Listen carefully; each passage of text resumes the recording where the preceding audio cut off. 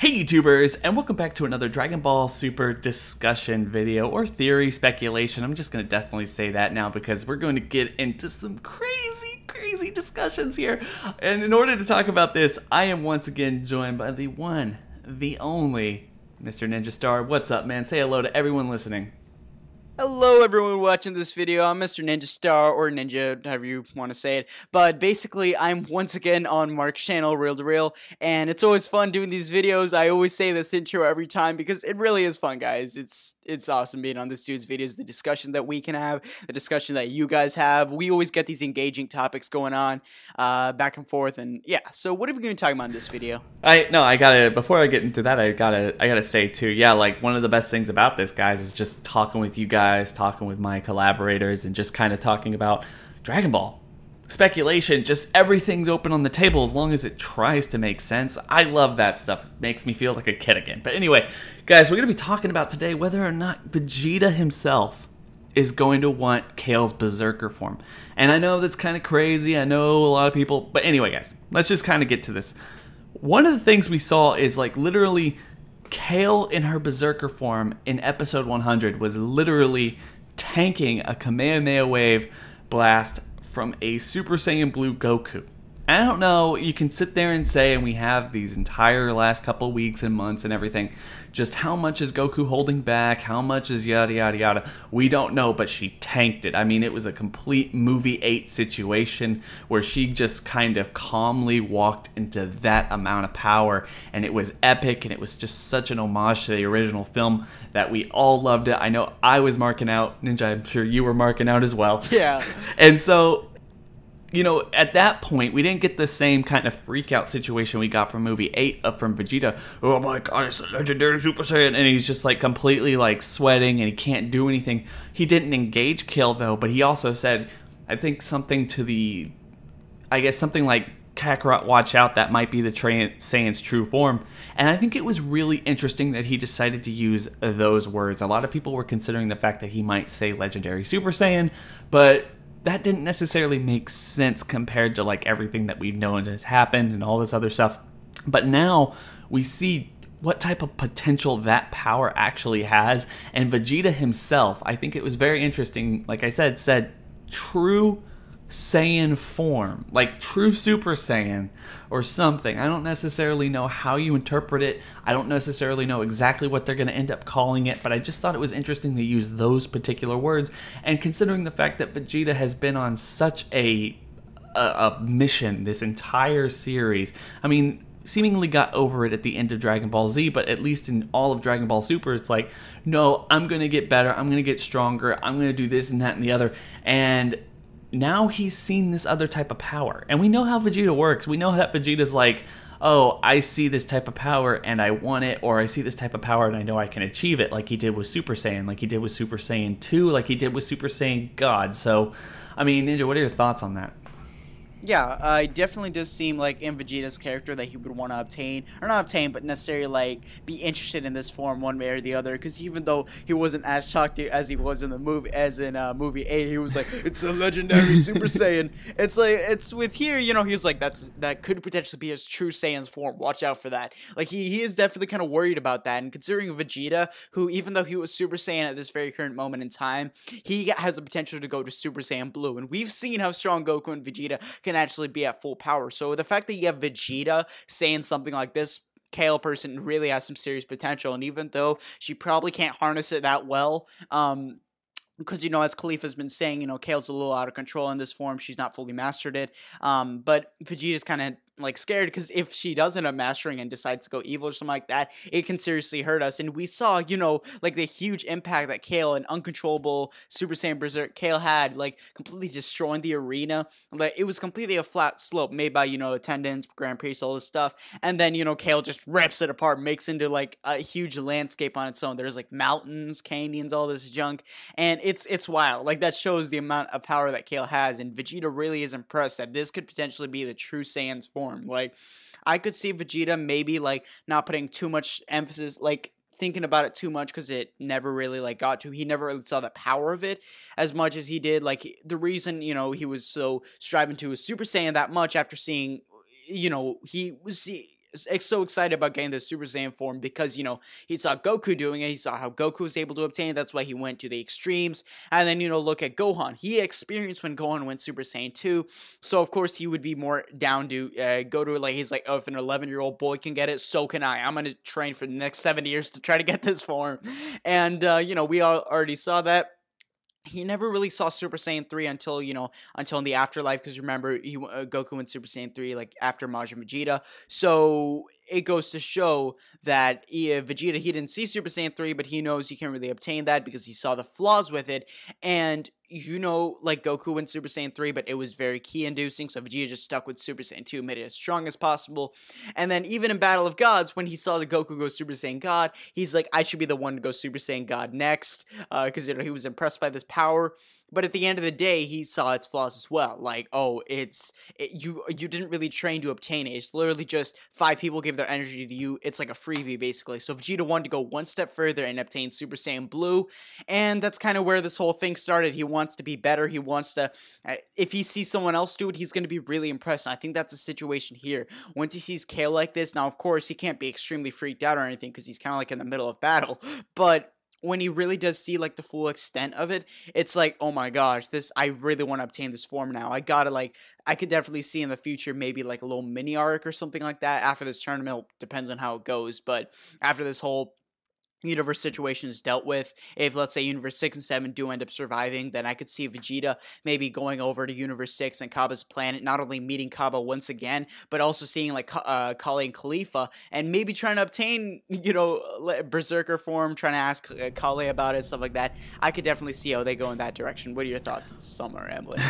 No, it's good. I actually completely agree with it. I think the things I want to point out here, and potentially why Vegeta might be interested in this form, personally, there's been a lot of discussion about Gohan getting a new form. There's been a lot of discussion about Vegeta getting, or Goku getting a new form. Even Frieza is like, how did Frieza, like, will Frieza get this new form, or has he just mastered his golden form? Like, what is going on there? I mean, there's been at least a little speculation on that. Personally, what I think would be really interesting is, let's think back to the last arc of Dragon Ball Super. Let's think about, I guess, the Future Trunks arc. Future Trunks comes back. He's training with Vegeta in the woods. We see him, and he turns Super Saiyan Blue. And in order to basically turn him off, he's like, okay, I'm going to go bulk up. You know, I'm going to become as big as I used to be. And Vegeta's like, you know, that's a terrible situation. Like, that form is awful. It's not useful. You sacrifice, and even on this episode too, you saw Khalifa do it.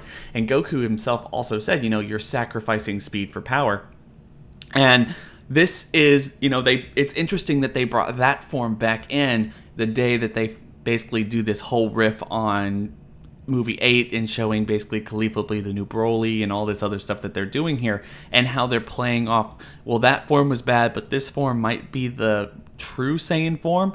And just the mere fact that it can literally tank a Super Saiyan God's Kamehameha, and that, to me, that's awesome. And I think it would be something that, you know, all of these references back to that form, they don't have to reference this form ever. Like, it was obsolete way before they even got to the Cell games. They never had to reference that form again. Why are they referencing it over and over again if it's not going to play some role in Vegeta's new, like, Vegeta or Goku or somebody's new particular, I guess, source or power or transformation that they want to achieve sometime down the line? And I can definitely agree with you. I mean, I understand that Vegeta, we've been wanting him to go to Planet Sidal for so long now, that potentially when he gets to, over this tournament, say it's a happy ending and Planet Sidal and Planet Earth are in the same universe, or, you know, all the universes are surviving somehow, or whatever it is, he goes over there and he's like, I want to achieve that form, because that form is potentially better than the God Super Saiyan transformation, and potentially maybe even mixing it would be even that much more lethal. And if Goku is able to get like some kind of unlocking or potential breaking type of transformation, this could be Vegeta's kind of trump card to that. So he could at least be on the same level, but they don't have to have the exact same transformation. And I want to say, and I think I was talking to MJ the other night, and MJ basically threw this out there as well, we saw promotional imagery of Kale's form, at least a Super Saiyan form, that looks strikingly different than her Berserker form. And I don't know whether or not that's her Super Saiyan form, or if she's going to figure out some way to actually master this Berserker form where she doesn't lose complete control, but she still harnesses the power. But that was MJ's thought, and I think that that's also a really cool concept, because if they could figure out how to do that and she retains that power and she can retain her self consciousness or something where she can actually control her actions and not get too overconfident or too overcome with hatred for Goku or anyone else that she's actually fighting at that time, then potentially mixing that form with the Super Saiyan God transformation would be really lethal and could put Vegeta over the top at actually beating Goku, and maybe even being like Beerus level, or however you really want to power scale that. Yeah, exactly. Like I feel the exact same way with what you were saying. Like it could definitely be with, you know, that promotional image we saw. We don't know if maybe that was an animator that just saw it in his vision, kind of messing around with it. We don't know that. I don't think Toei would just let that slide. I think it could potentially hint in the future that maybe Kale does end up mastering this, or maybe it's just her Super Saiyan form and she goes green hair for some weird reason. I don't know. Maybe it's her heritage. Maybe it's in her DNA. We really don't even know. But if it is like a master version of that, you know, legendary Super Saiyan form, she actually learns to control it. But like what MJ was saying, if you actually learn to harness that power and get rid of all that bulk, like, you know, everything like that kind of makes you a lot slower, if you actually end up balancing that energy enough, that makes you still kind of deadly, also kind of quick at the same time, with a lot of agility. I could definitely see now Vegeta wants to master that form, or maybe Vegeta is going to try to get some sort of that power, but also keep intact with his own, like, the stamina of Super Saiyan Blue, stamina of like a regular Super Saiyan, maybe doing a mixture of many other forms. Well, Goku, you know, Goku may be like harnessing all that power into his base, and that's his quote new form, even though it's really kind of just like an awakened Goku or anything like that. But with Vegeta, I could see him mixing all these Super Saiyan forms, never really done before, and putting all the power together, putting all the positives, and then, you know, kind of trying to outweigh the negatives here for this form. And then, you know, Goku and Vegeta end up having completely different forms. And I think that idea is really cool, because, as you know, we've usually seen Goku and Vegeta end up having the same form. Now with Super Saiyan 3 and Super Saiyan 2, you know, you could argue that, but let's be real, Super Saiyan 2 Goku and Vegeta, that's kind of what we saw a lot in like promotional images and all that stuff. And with here, we could see Goku having a completely new form, mastering everything he's learned into one, and then Vegeta mastering everything he's learned yet again, but this time he's mixing it all together rather than putting it all, you know, if that makes sense. But yeah, it's like a melting pot versus a salad. Like those analogies. It's like Goku's a melting pot, but Vegeta's a salad. It's like all of it's still there and pretty much on the surface level still there, but it's all mixing together into like one being, while Goku's just melting everything together, so you really can't take one out of the other, and it just looks different. I like the idea. I definitely like that idea, but I want to hear everyone who's been listening to this, like, what are your thoughts on this? Do you think that Vegeta's reaction to Kale's power might be some kind of indication that he might want that power in the future? Do you like the idea of Vegeta and Goku just having completely two different types of ultimate forms, ultimate powers? Personally, I'm in love with that idea. I think that would be super cool. I know a lot of people who love Vegeta would absolutely just love to see him get his own form to utilize the stuff that he teaches himself in a way that Goku's not necessarily doing, and vice versa, and everything else like that. What are your thoughts on this? Please make sure to go down to the description section below and hit that link to Ninja's channel. Guy makes some really awesome content, guys. You're not going to want to miss it. But before we go, man, like, I didn't mean to say, like, did you have anything else to say on here? Nah, you pretty much covered it all. I got all of what I wanted to say out of there, and I want to hear, you know, do you guys agree with me? And Mark, what do we have to say? Do you guys think we're just blowing this out of proportion too much? Do you guys think we're just kind of crazy? This is way too ridiculous. Don't even be speculating, Dragon Ball Super.